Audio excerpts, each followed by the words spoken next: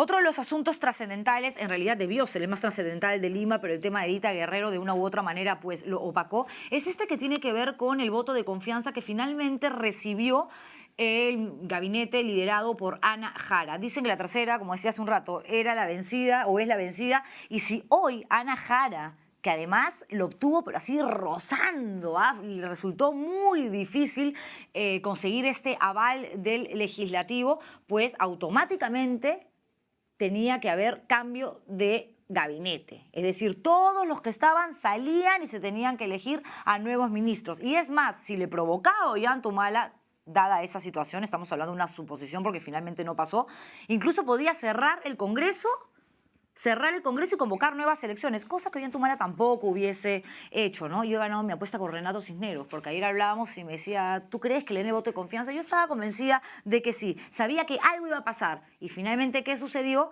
Que claro, los votos a favor y en contra estaban así pegaditos, igual, así empate, habían 9 abstenciones, pero el voto dirimente de la presidenta del del Parlamento, que es Ana María Solórzano, que votó doble, o sea, como congresista y como presidenta del Congreso, la salvó a Jara y compañía. Estoy con 3 parlamentarios de diferentes bancadas para conversar de todo lo que pasó hoy y les agradezco, por supuesto, por estar aquí. Voy a empezar por la dama que está más cerca a mí, que es Carla Schaffer. Yo siempre digo Schaffer, no sé si lo pronuncio bien. ¿Sí? Porque a veces me dicen, no se pronuncia así. Está perfecto. Está bien, porque a veces me dicen a mí Juliana y digo, no, soy Juliana. Pero en fin, que es congresista, como todos sabemos, de Fuerza Popular. Estamos con Mesías Guevara, congresista Acción Popular Frente Amplio, y con Natalie Condori, que nos vuelve a visitar. En estas últimas semanas hemos conversado con ella también, que es parlamentaria de esta nueva agrupación política que está conformada justamente por los congresistas que le dijeron chau a Gana Perú porque se portaron mal con ellos y formaron Dignidad y Democracia, una nueva agrupación política que es además la 9ª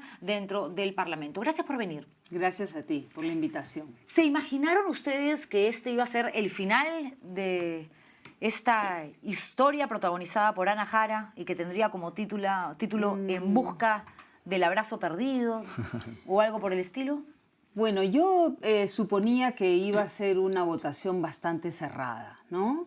Yo creo que el Ejecutivo, bueno, el Consejo de Ministros presidido por Ana Jara, nunca demostró de tener la actitud de ceder algo, ¿no? No era una negociación ni mucho menos, ¿ah? Ella misma pidió un diálogo con todas las bancadas. La gran mayoría de las bancadas tuvieron una agenda del diálogo donde se recogía cosas de la opinión pública, ojo, o denuncias periodísticas, ¿no?, que atañen a algunos ministros. Ninguno de los puntos, nosotros subimos 8 que coincidían con muchos de su bancada, ¿no? El tema de las AFPs, el cuestionamiento de los ministros. García Sayán, en el caso de los fujimoristas. Sí. Eso era más de ustedes, nosotros, efectivamente. ¿No? No se dio ni uno. No arregló la huelga médica. Lo mínimo que ha podido haber hecho era llegar a un acuerdo con la huelga médica, que ya pasó más de 100 días, ¿no? Y los más afectados son los enfermos y las personas más pobres, que eso es lo más lamentable. Yo creo que es muy deplorable la forma de conseguir la confianza, ¿no?, bajo un voto dirimente de la presidenta, de la mesa directiva, votar los mismos ministros por ellos mismos. Claro, hay que recordar a la gente, por si no lo sabe, que Carmen Monte y Freddy Otárola, que son ministros de la Mujer y del Trabajo, además son parlamentarios, entonces podían votar. Podían votar, pero ojo, ganan como ministros, ¿ah? Exacto, no era ético, no para fue mí ético. No era ético. Y es más, yo a veces tengo mis dudas, Juliana, que de repente Anita Jara estaba por ahí escondida esperando si se necesitaba un voto más. Que eso hubiera sido muy lamentable. Hubiese sido efectivamente más escandaloso. Hablaba con la congresista Schaffer, congresista Guevara, acerca del pliego de reclamos. Si bien cada bancada tenía sus propias solicitudes, exigencias, más o menos si hacemos un resumen, era... Uno, sobre todo de parte de los fujimoristas, que García Sayán no postula el cargo de secretario general de la OEA. Estaba el tema de solucionar la huelga médica. Tiene 106 días y no solamente están pidiendo, exigiendo ser escuchados y atendidos, sino que encima salen a la calle a marchar y les pegan y los tratan como si fueran animales. Luego está el asunto de los supuestos lobbies de algunos ministros, sobre todo el de Energía y Minas. Mayorga que se dijo ayer, no va a haber cambios, o sea, Mayorga no sale y bueno, el tema de las AFPs. Sobre este último, el de las AFPs, ayer en Twitter, Nadine Heredia, la primera dama y el presidente del Partido Nacionalista, dijo que se iba a suspender. Pero una cosa, el día hablaba con un economista especialista en el tema, una cosa es suspender y otra cosa es derogar. Mañana, en un mes, 2 meses o de repente en un año, se vuelve a poner el tema sobre la mesa como ya pasó en el 2013, en el 2012 y otra vez ingresamos a una nueva discusión donde finalmente quienes se van a ver afectados son los trabajadores independientes que no tienen por qué verse obligados a dar su dinero a una AFP, si quieren que lo guarden debajo del colchón o, otro sistema, al banco, ¿no? Plazo fijo. Fondos mutuos, la caja municipal, no sé, cada uno ve. ¿Cómo toma usted esto? Bueno, Juliana, buenas noches, colegas congresistas. Lo que sucede es que el tema de lo que ha dicho la congresista y ministra Ana Jara, ella tendió puentes con diversas bancadas, pero sin embargo esta actitud ya había generado cierta desconfianza. ¿Por qué? Porque el anterior premier, Juan Jiménez Mayor, él había tendido puentes con las diversas bancadas y es más, con las diversas organizaciones políticas en sus altas direcciones. ¿Y qué ocurre? Que simplemente nos hicieron participar en mesa de trabajo, hicimos llegar nuestras propuestas y estas se archivaron. Y dentro de estas propuestas está la pregunta en concreto que me estás haciendo.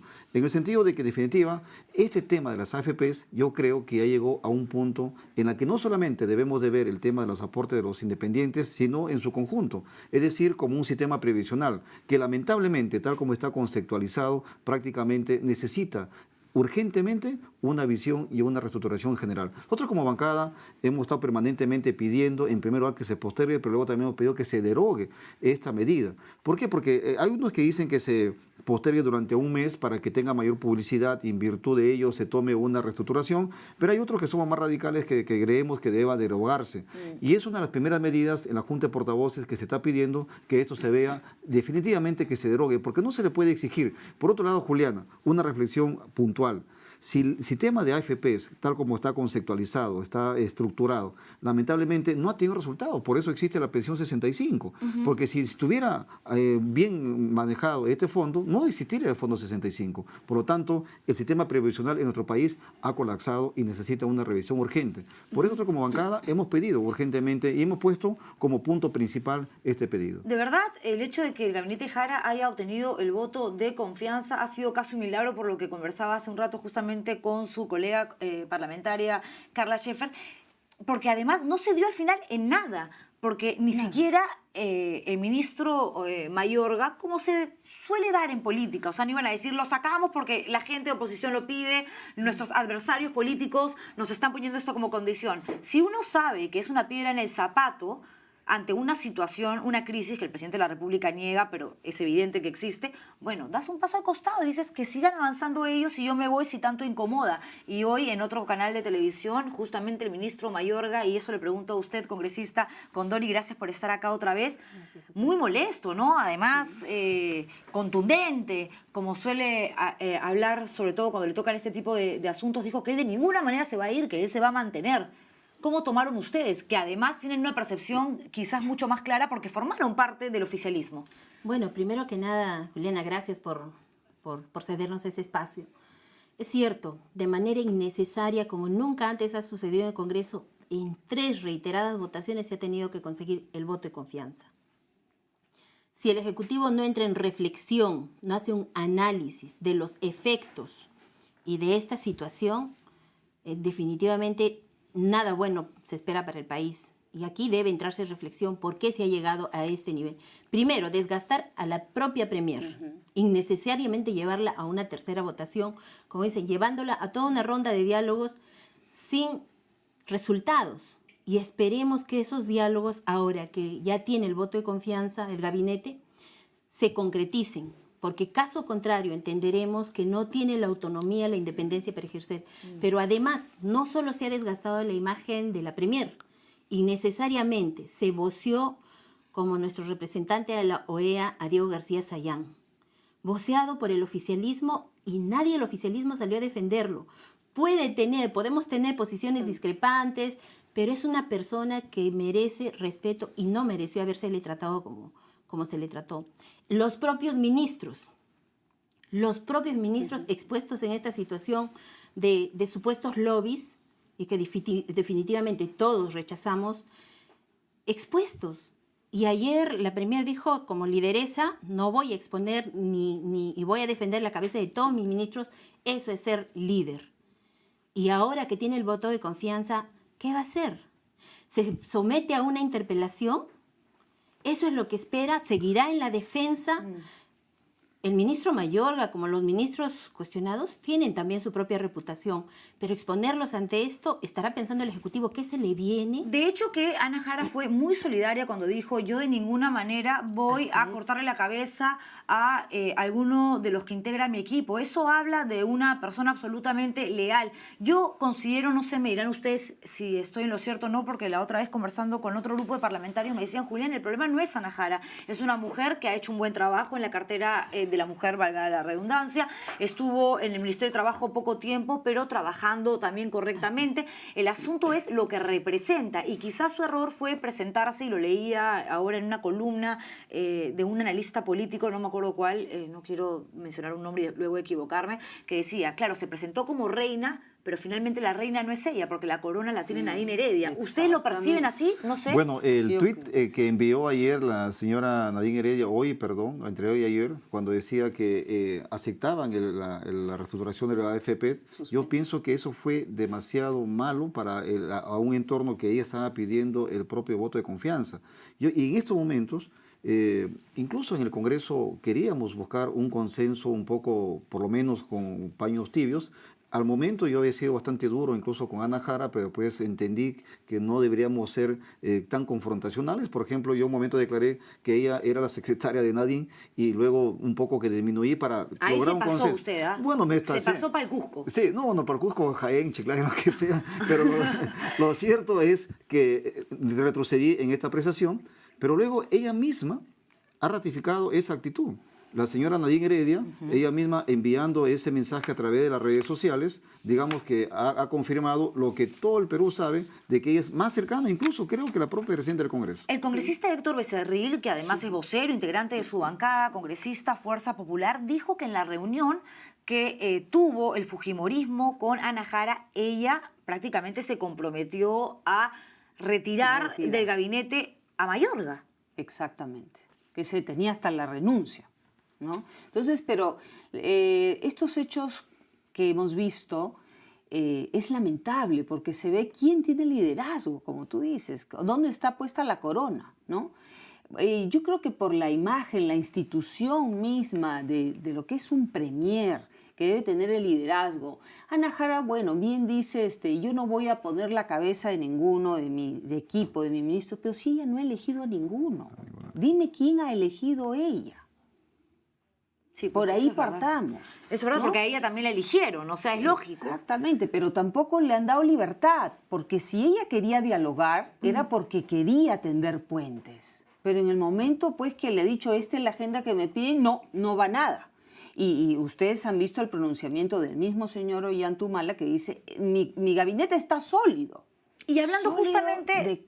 ¿Por dónde? Porque hay una crisis, eso es innegable. Por más de que ya existe un voto de confianza, hay una crisis, porque la crisis abarca un montón de temas, es un asunto que tiene que ser... De acuerdo, hay una desaceleración económica y hay muchos asuntos que además tienen que ver justamente con el mensaje que dio ahora, el 28 de julio, donde habló de cifras que luego puestas sobre la mesa, analizadas con una calculadora, uno se da cuenta de que hay una exageración y ciertas cosas que, pues, no son tan así como...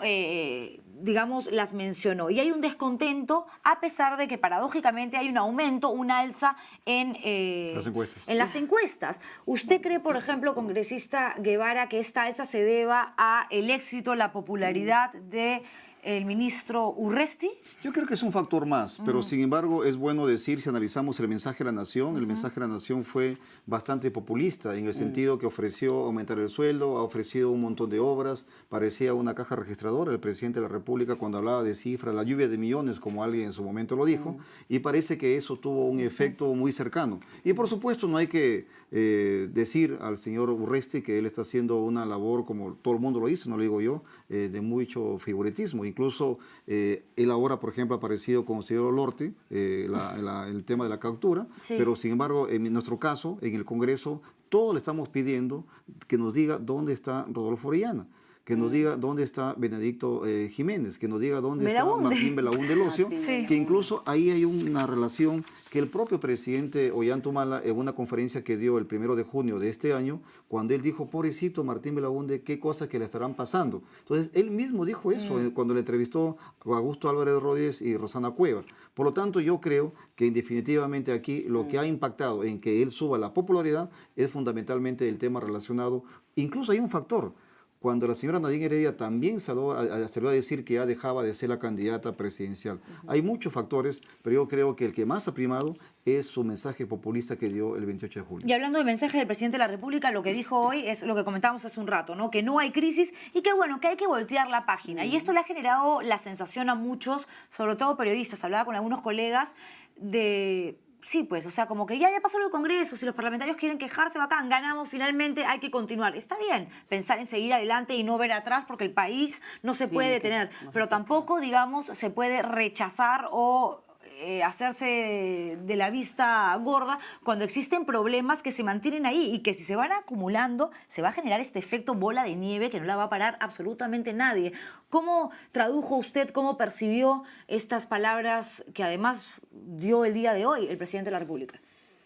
Primero, irreal. No reconocer que hay una crisis me parece, con todo respeto, viniendo del presidente, una falta de información, no sé si del propio gabinete o una falta de información real de lo que viene sucediendo, incluso de su propia bancada. Juliana, el ejemplo de hoy es clarísimo. Nosotros hemos trasladado en el Congreso el malestar por este aporte independiente de los trabajadores. Los trabajadores independientes nunca han estado agrupados ni sindicalizados.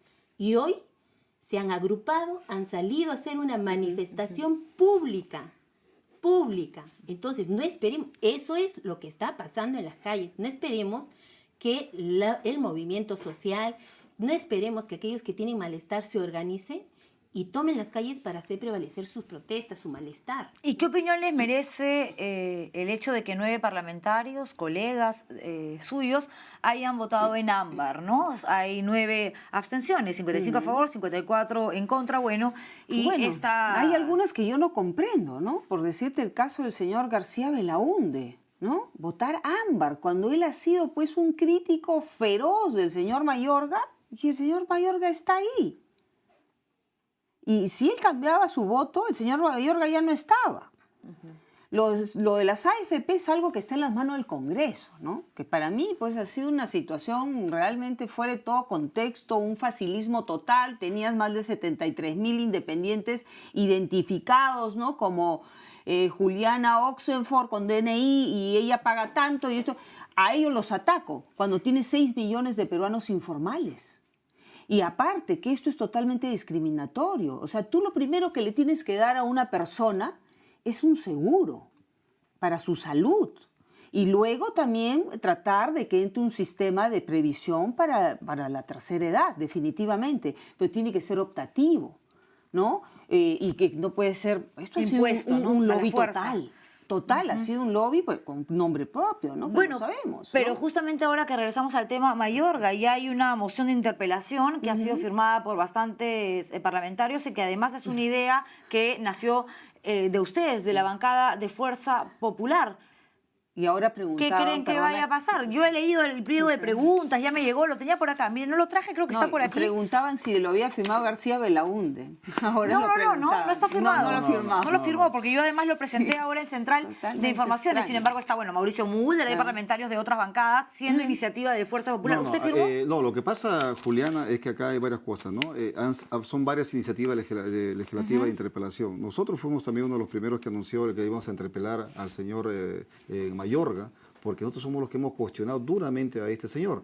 Pero firmó usted, congresista Guevara. Nosotros hemos presentado otra moción, ya está presentada ya. La ¿Pero moción por qué no nuestra. firman todos juntos Mañana una se para no acumulan. estar llenándose de Es que papeles? se acumulan, no hemos tenido tiempo Ok. porque ya se acumula. Pero lo que yo sí quiero un poquito Sí. decir el tema de Víctor Andrés. Víctor Andrés ha sido consecuente con su voto. Él ha estado votando en amarillo permanentemente. O sea que él no ha cambiado. Hubiera sido sí bastante dramático Sí. y un poco que había que preguntarle a Víctor Andrés si es que él hubiera cambiado de amarillo a verde. Pero no, él ha seguido votando votando en amarillo. Pero otra cosa, asimismo también, ahí se señala como nombre propio, pero sin embargo hay otros 9 congresistas que han votado en amarillo, en abstención. Bueno, Marisol Pérez Tello claro. estuvo con nosotros hace algunos días y me decía, yo no puedo votar a favor porque no respaldo el gabinete. Sin embargo, no por Ana Jara, sino porque detrás de eso están todas las solicitudes y todos los reclamos para abrir el diálogo que nunca se dieron. Y votar, digamos, en contra sería decirle pues que no a una persona y a un grupo de ministros a los que no necesariamente no respetamos, sino al Ejecutivo. Por eso le estamos diciendo, muy complicado, escúchenos. muy complicado, te soy sincero, Juliana, era muy complicado. Nosotros hemos analizado mucho el tema. Incluso nosotros hemos sido gobierno en 3 oportunidades. Y la verdad que nosotros hemos pasado, incluso en el primer gobierno del arquitecto Belaunde, cuando la alianza APRA 1 prácticamente se tiraba en nuestro gabinete casi todos los días, porque en ese entonces no había Sí, el de reglamento acuerdo. que ahora que no habían 2 por 1. ¿no? Puede que tenga razón. En mi caso, por ejemplo, le soy absolutamente sincera. Si yo fuese congresista, yo voto a favor o en contra. Bueno, Dame el rojo, dame el verde. Yo no creo mucho en los matices ¿Crees o no y menos en crees? política. ¿Crees o no crees? En mi caso, Sí, Esa es yo confianza. yo ¿Creer también- o no creer? En mi Sí. caso yo he votado rojo, o sea que yo... No, sí lo sé, Entonces, pero por en el eso- caso... No, pero Víctor Andrés, yo te soy sincero, no es que lo quiero justificar, pero él tiene sus razones muy válidas, ¿sabes? Si tú le escuchas a él, no te va a convencer, pero sí te la va a explicar. Última pregunta porque ya tenemos que ir terminando. Congresista Condori, ¿qué le espera ahora, a partir de hoy, al gabinete Jara? Primero que nada, la posición sobre los ministros que están en estos supuestos lobbies. Segundo, si bien es cierto las bancadas, nosotros no hemos firmado las censuras ni las interpelaciones, porque consideramos que bajo el supuesto negociado o lobbies que se han dado en el gabinete, no se debería censurar solo a un ministro, sino a todos los que están involucrados, porque eso sí sería diferenciar y sería salvar a algunos también de responsabilidades. Es decir, aquí yo invoco la responsabilidad de mis colegas que si se va a interpelar, censurar a un ministro, se haga con todos. Nosotros hoy con nuestro voto ya censuramos, ha sido la mejor muestra. Y esto de indefiniciones, ya hemos tenido 2 votaciones para indefiniciones. Hemos dado la oportunidad. Hoy día había que mostrar la definición y el voto rojo nuestro se justifica por esa razón.